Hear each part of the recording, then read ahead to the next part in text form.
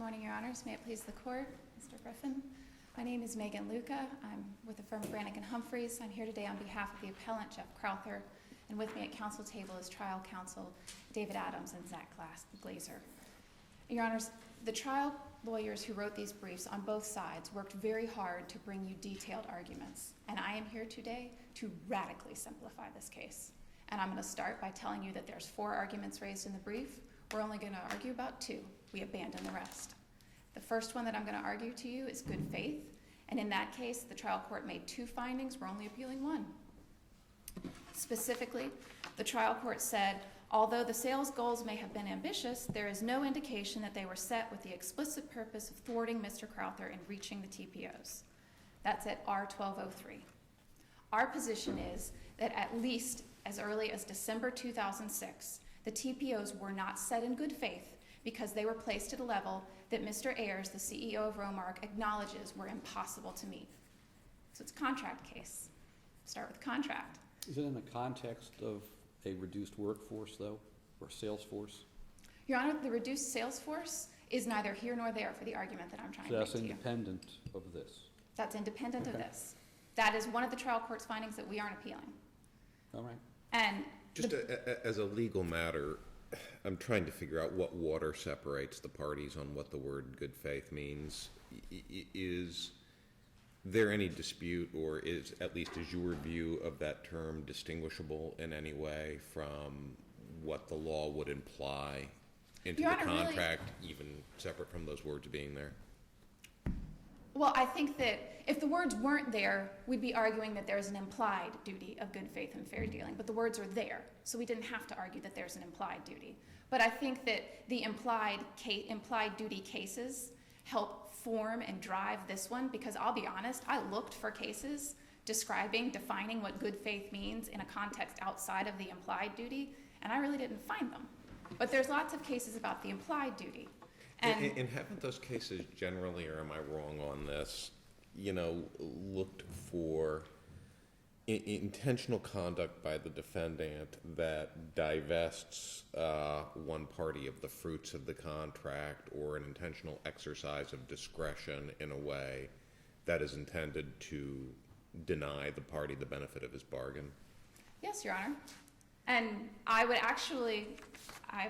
point you to the Florida Supreme Court in 2013 set forth the Florida Standard Jury Instructions for contract and business cases. It's 116 Southern 3rd 284 at 321 to 22.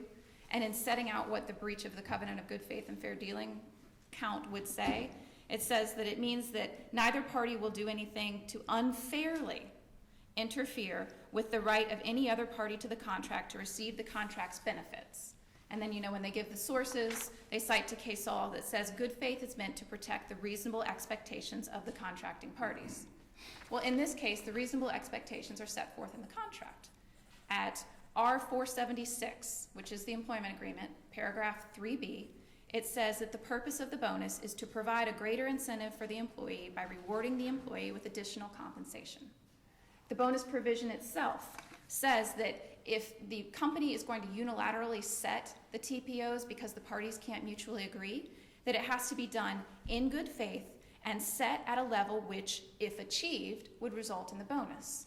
So obviously, the contract contemplates that this bonus, this TPO level, needs to be achievable.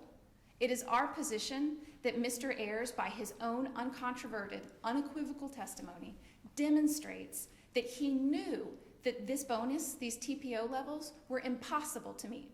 A bonus that is impossible to achieve is not a bonus. Mr. Ayers also testified, did he not, that he met with Mr. Crowther in December of each relevant year, and that Mr. Crowther did not, the contract contemplated that there would be a discussion about these things, and that at no point did Mr. Crowther object or say, I don't think that's where the TPO ought to be set. I mean, wasn't that Mr. Ayers' testimony? Judge, that was his testimony. However, I want to point out to you at least 2 places in his testimony where he acknowledges that Mr. Crowther did, in fact, balk. If you will look at R1341, page 61, And I'm giving you that because each record page, the transcript is a mini, so each record page has 4 pages of transcript. So 1341, page 61, Mr. Ayers says he recalls a meeting. It could have been in November 2008. That's when Mr. Crowther said that he had his big sit down. And Mr. Ayers says that Jeff came complaining about his bonuses. And Mr. Ayers said, I told him, as I had told him on every occasion when these issues came up, which implies that it happened before, if you want to earn more in bonuses, you have to sell more product.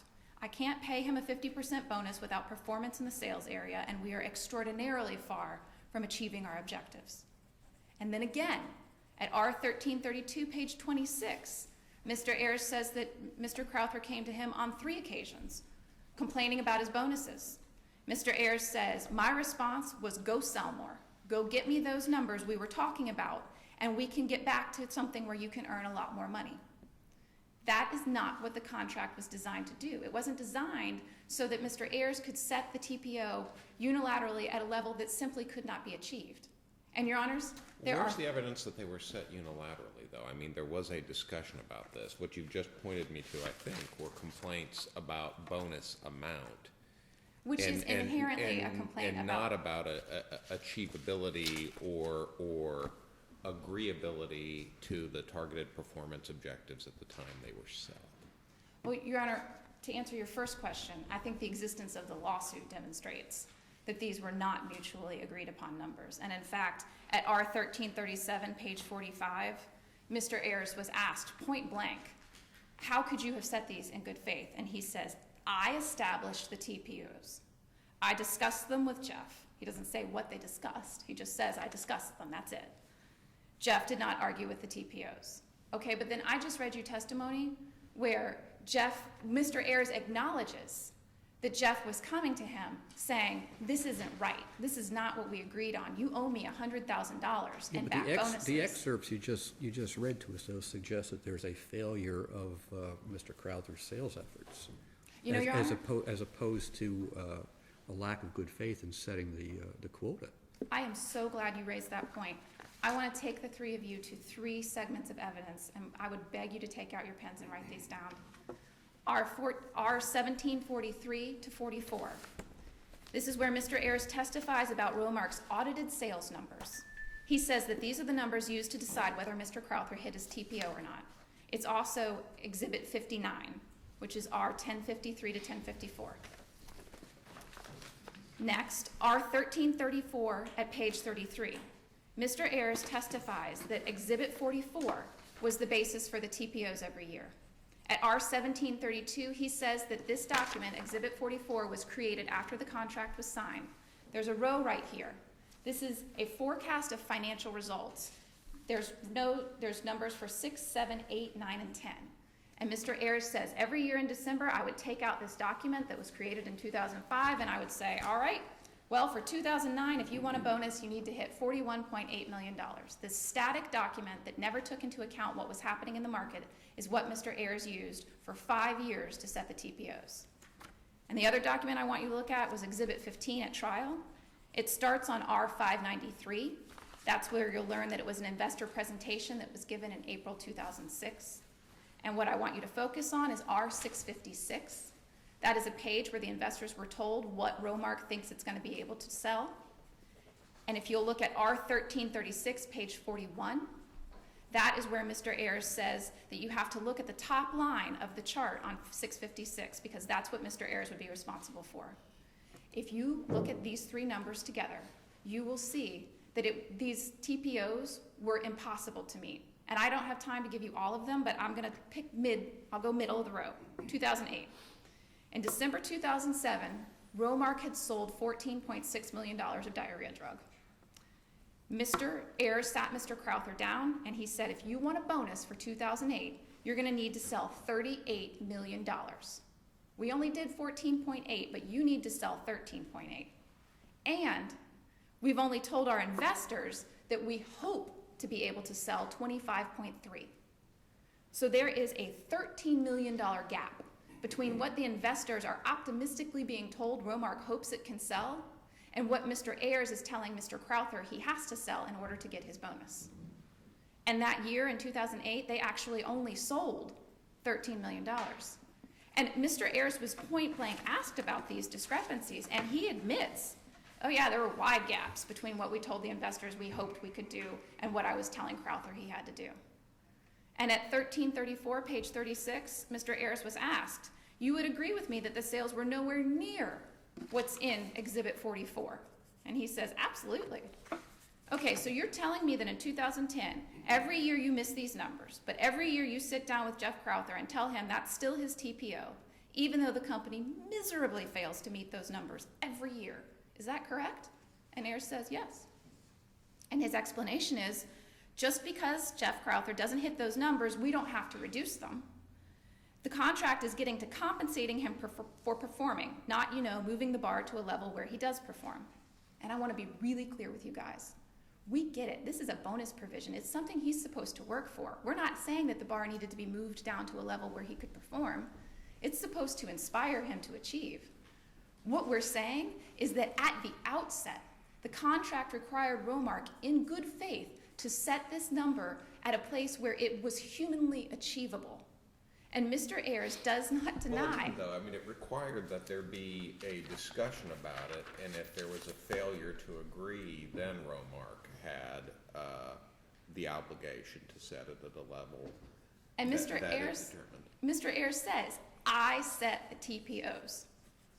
I read you that testimony. He says, at R1337, page 45, I established the TPOs. Well, he also said that he discussed them with Mr. Crowther every year, and there was no disagreement about them. I mean, why couldn't the trial judge have found that those were basically agreed upon performance objectives?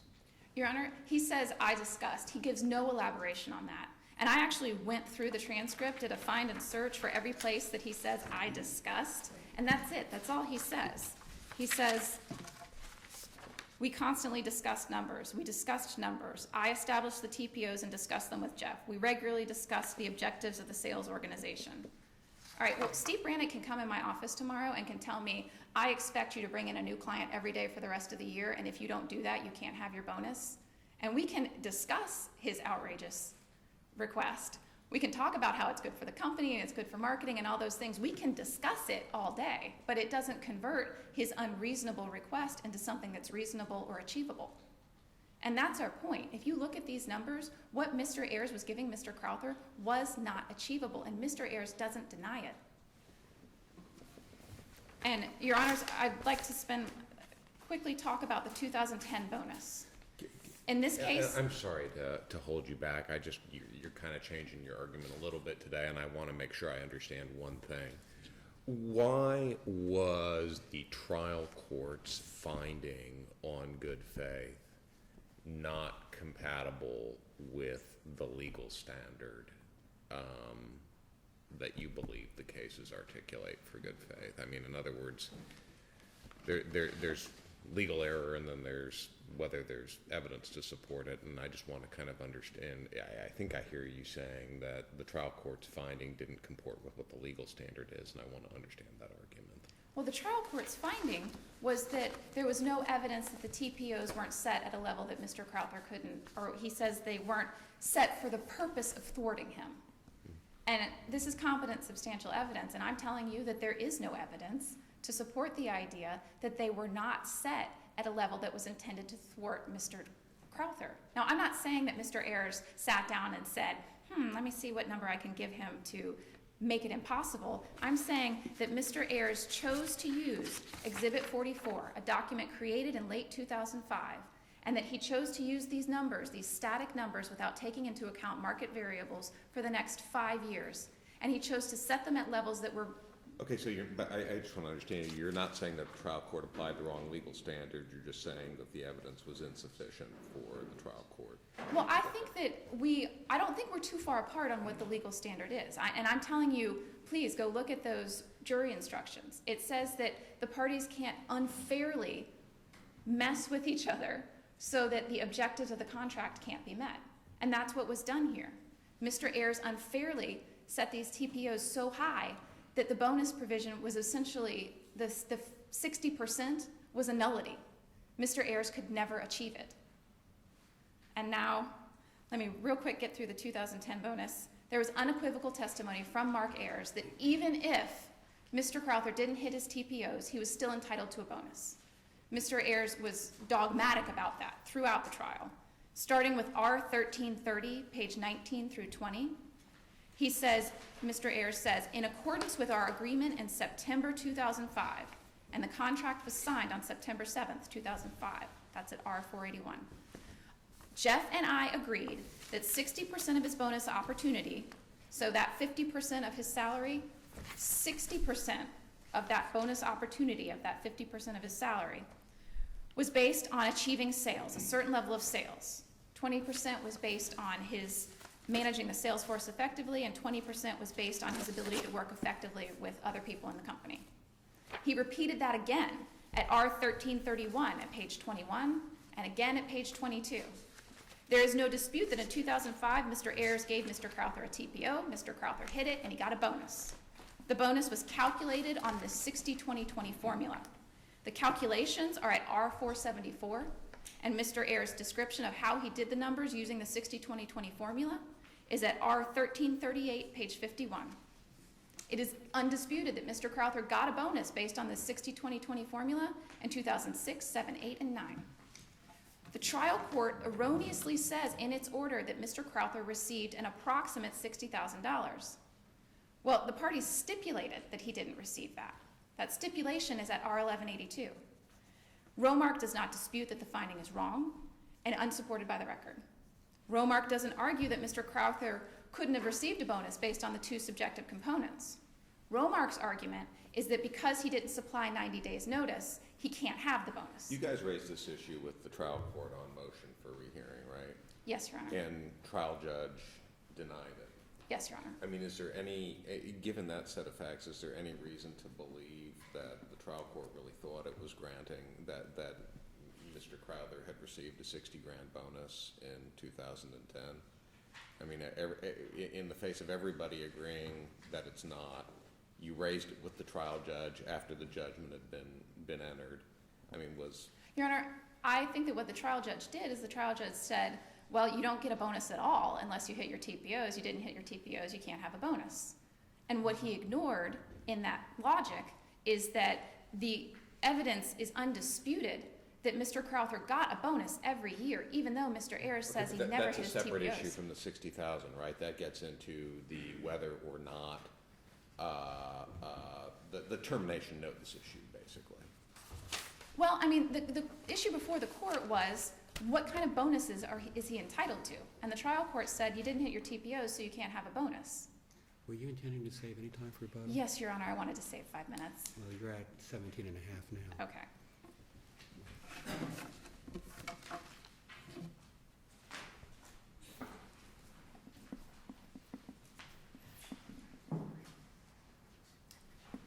May it please the court, Chris Griffin from the law firm Foley and Lardner for the Appellee, and with me at council table is my colleague Blake Kemp, pardon me, Your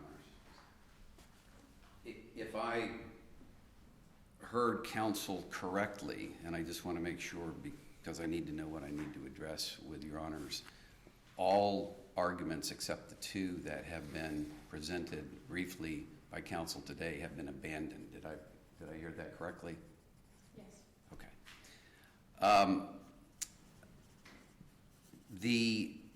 The issue as presented in the argument today, as opposed to the lengthy arguments that were presented in the briefs, and as we have set forth in our answer brief in great detail with great detailed citations to the record, all that the appellant did before this court in this appeal is second guess and argue with the trial judge's factual findings. I would suggest to Your Honors that that is exactly what we are hearing again today, clothed in a different sheath, if you will, that they are still simply disagreeing with the trial court's factual findings and trying to turn those into a legal argument or an argument that there was legal error.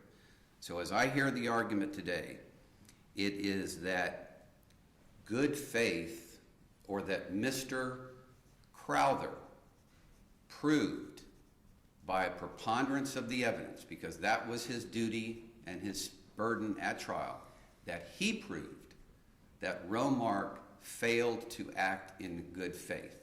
So let's start first, as Your Honor pointed out, And as counsel acknowledged, we're not too far apart on what the legal standard is. And I'm not hearing today that there was a misapplication of the legal standard of good faith. And I'm glad to hear that, because I think that's exactly correct, as we pointed out in our answer brief.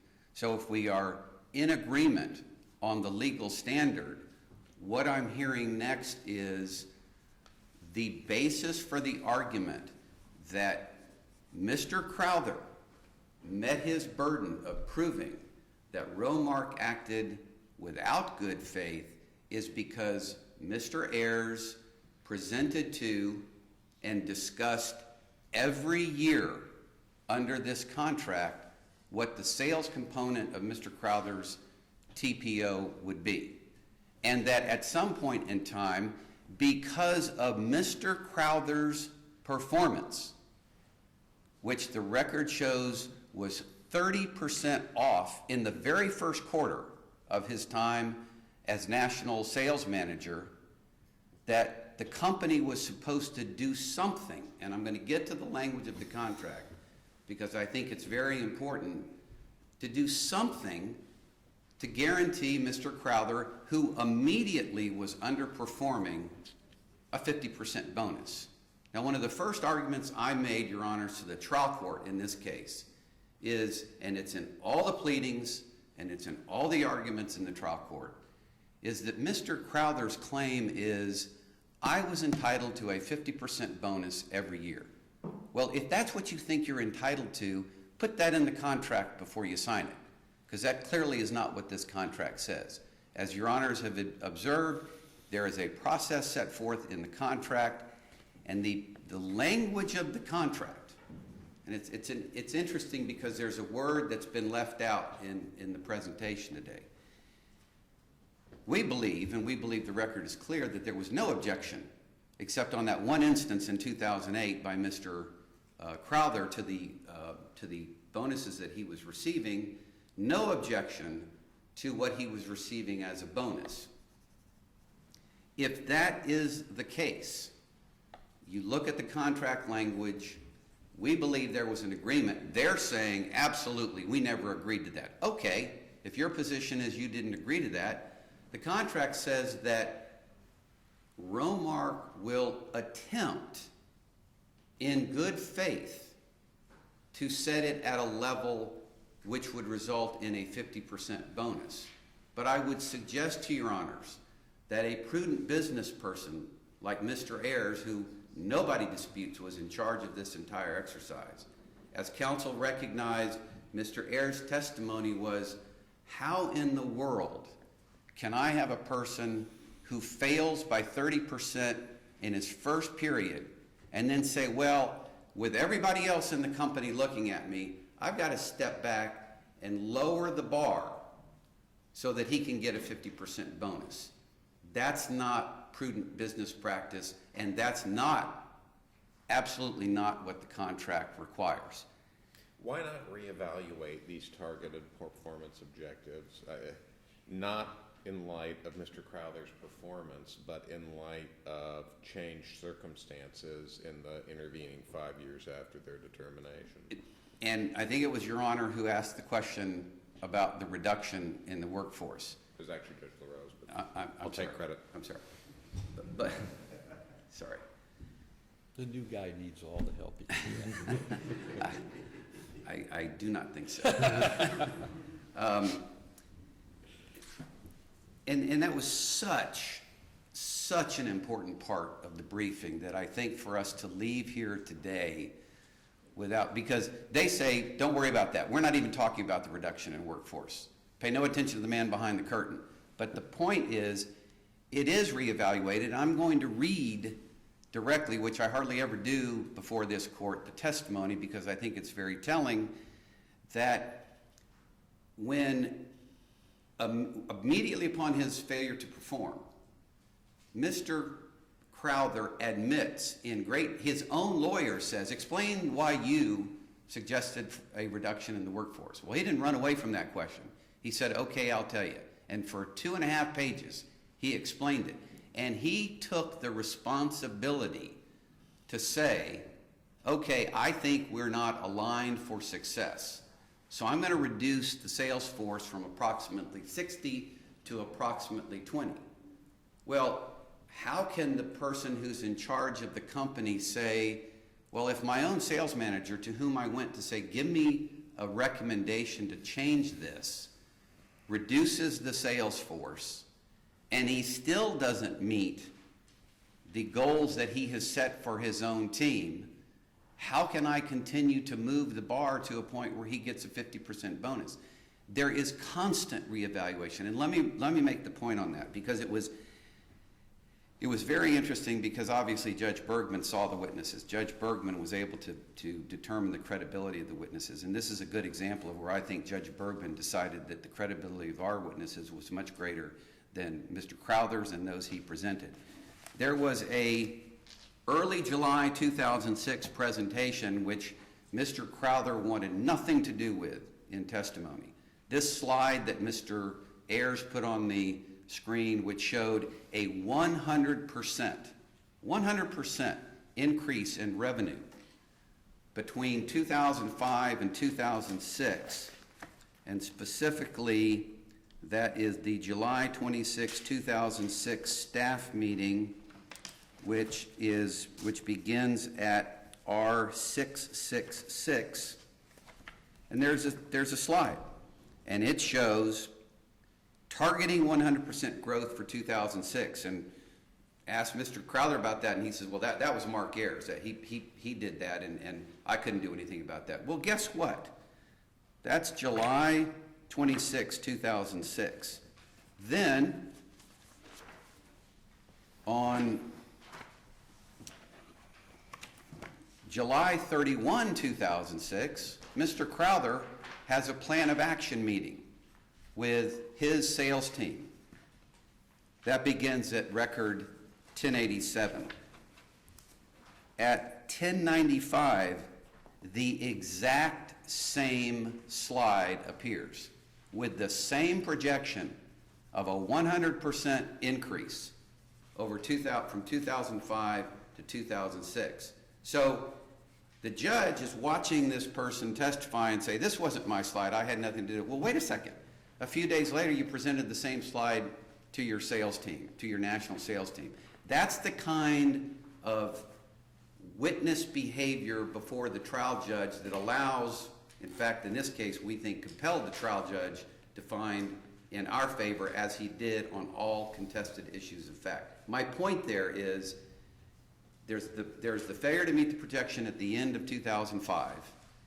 There's the failure to meet his own presented projection of a 100% increase in 2006.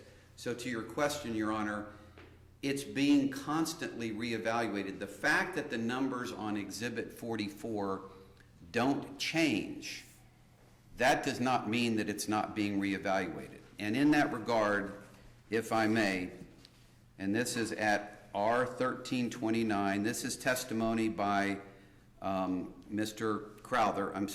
Ayers, where Mr. Adams is asking him why he approached the setting of the three-part TPO the way he did, which essentially focused on the other two components rather than the sales components. And I'm excerpting, but it's all there. This is on page 15 of the trial transcript. Why did you do it? Sales for the fourth quarter of 2005 were approximately 33% less than the targeted objective that we had. He, meaning Mr. Crowther, recommended pulling back the size of the sales force. When he did that, it was evident to us that sales were not growing according to the plans we had. So at that point in time, I said to Jeff very clearly, and this was, I think, in the early part of 2006, there's no way we're going to meet the targeted performance objectives with respect to the sales. Now, this is key. You talk about good faith. So what I want to do is to be able to, what I'm going to do is I'm going to do the best I can to pay you with respect to the other two areas, which were your ability to manage the sales force and your ability to work with others within our organization. And that's exactly what I did. So I bring that back, Your Honors, to the one issue, and may I inquire of my time, Your Honor? You're at 11:43. Thank you.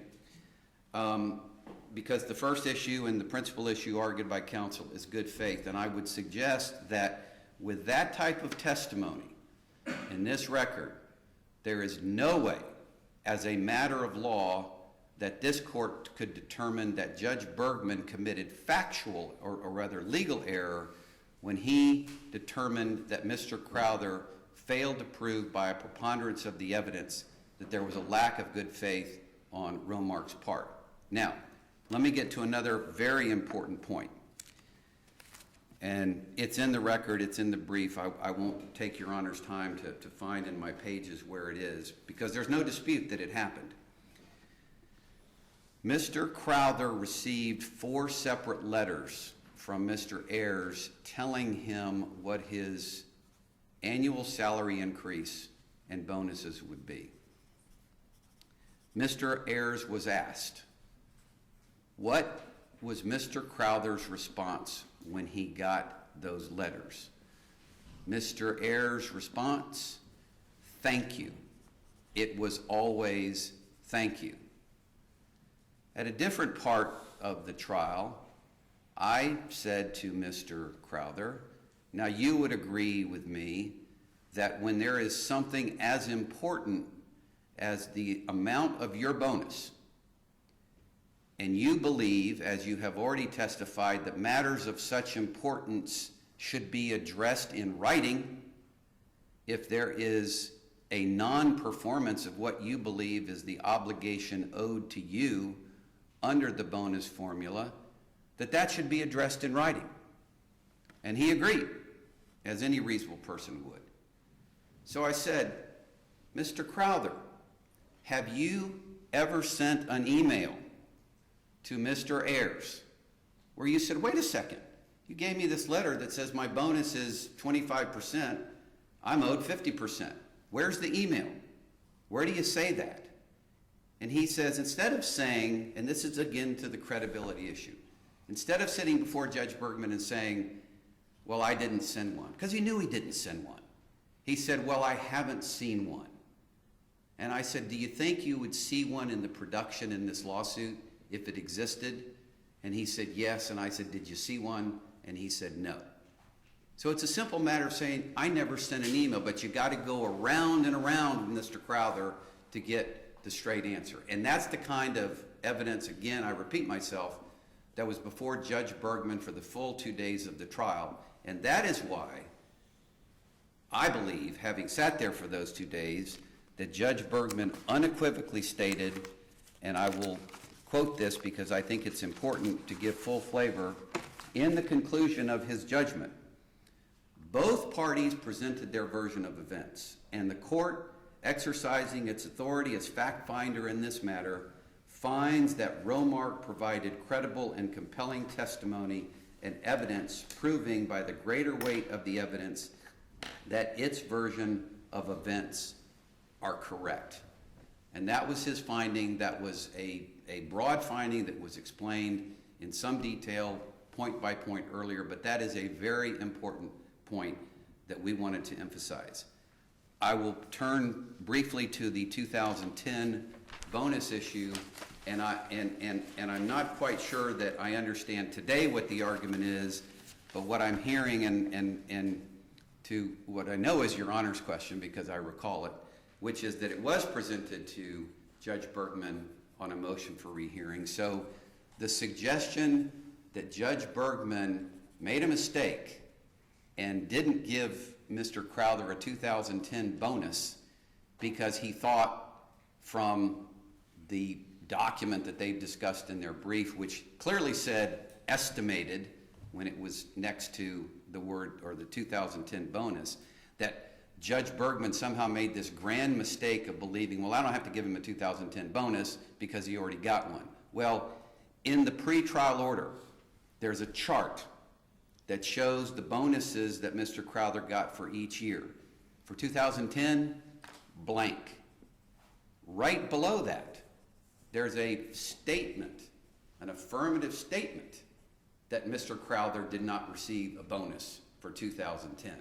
So if the argument is that Judge Bergman committed legal error because he somehow got confused and thought that he didn't have to award a 2010 bonus because one had been awarded, is taking one sentence from the final judgment where he says, here's a chart which shows the bonuses that he got, and stretching it to a place that I don't think the law would ever permit as a basis for a reversal by this court. There's a lot of other issues discussed in the briefs about the intersection between paragraph 9 of the agreement, which talks about how the contract can be terminated, and the final part of the bonus formula. And as you know, our argument is they say there was mutual agreement on the termination, and therefore he gets his bonus. And we're saying, well, the mutual agreement exception to the requirement for 90 days notice does not appear in the bonus formula. But even if it is, even if it could be read to say that if you reach mutual agreement on a termination date, you still get your bonus, there was conflicting evidence about whether mutual agreement was reached. And as I just read to your honors, Judge Bergman found that our version of the events under the testimony and evidence was correct.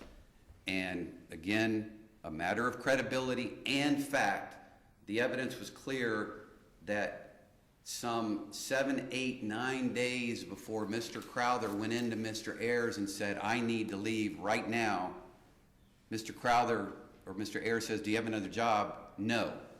Well, some 7 or 8, 9 days before that conversation, he had already signed an employment agreement with Catalina and was actually being paid by Catalina at a time that he's still working for Remark and is getting paid by Remark. So to suggest that he went into Mr. Ayers, as he claimed in trial, and said, you know what, I'll stay as long as you want. Well, that's just not believable under those objective circumstances.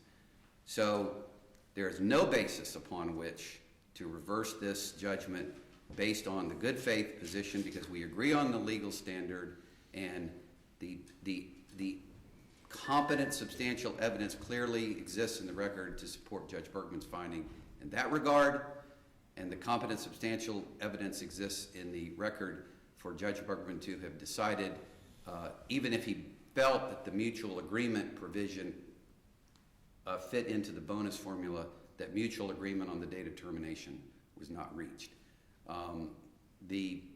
My final comment will be that in the reply brief, Mr. Crowther stated that our answer brief provided no basis for affirmance of the judgment below. I would suggest to your honors, as you well know, that's not the standard. The standard is they have to show a basis for reversal, and they have completely failed to do so. We ask respectfully that the judgment be affirmed.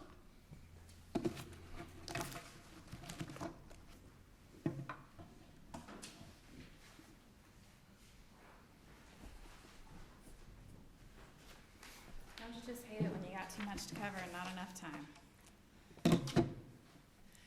You don't have to believe a word that came out of my client's mouth in order to reverse and remand this case. No doubt he got his 40% subjective components. That does not mean that good faith was exercised in setting the component, the 60% objective component. Giving him what he was owed on subjective doesn't equal good faith on objective. And in this case, that 1329, page 16, $19.2 million.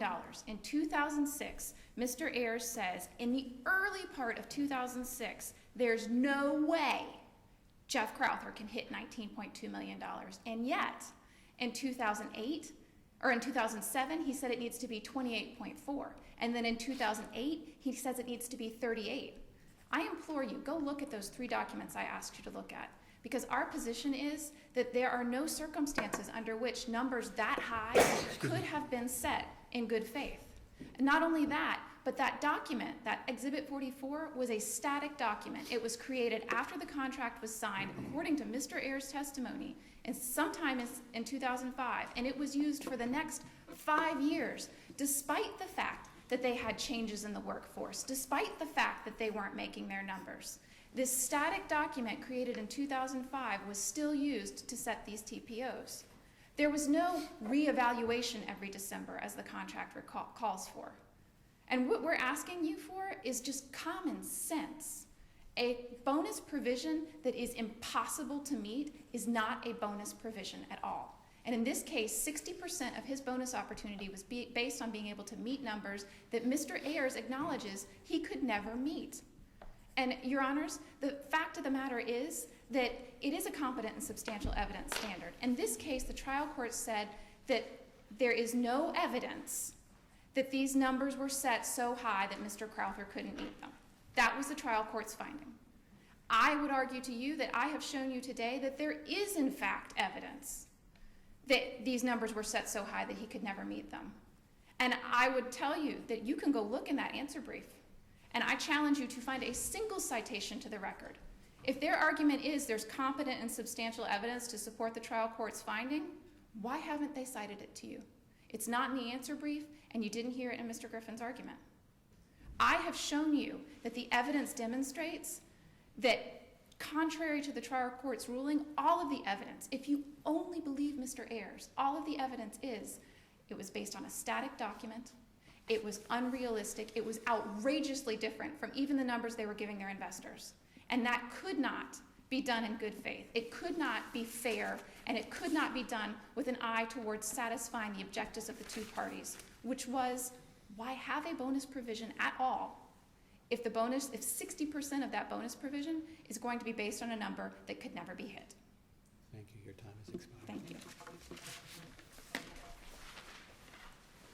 Thank you both. Well presented. Your Honors, as a part of the paper, I had talked to Mr. Griffin before the case. Exhibit 59 was an enormous piece of paper, and when it was scanned into the record, it was not done in a way that you can tell what it says. And so if you would like to have a copy for each of you, I've shown it to Mr. Griffin. He agrees that this is what it looks like in the record. These are large Very well. numbers. It might make Thank it you. a whole lot easier for you.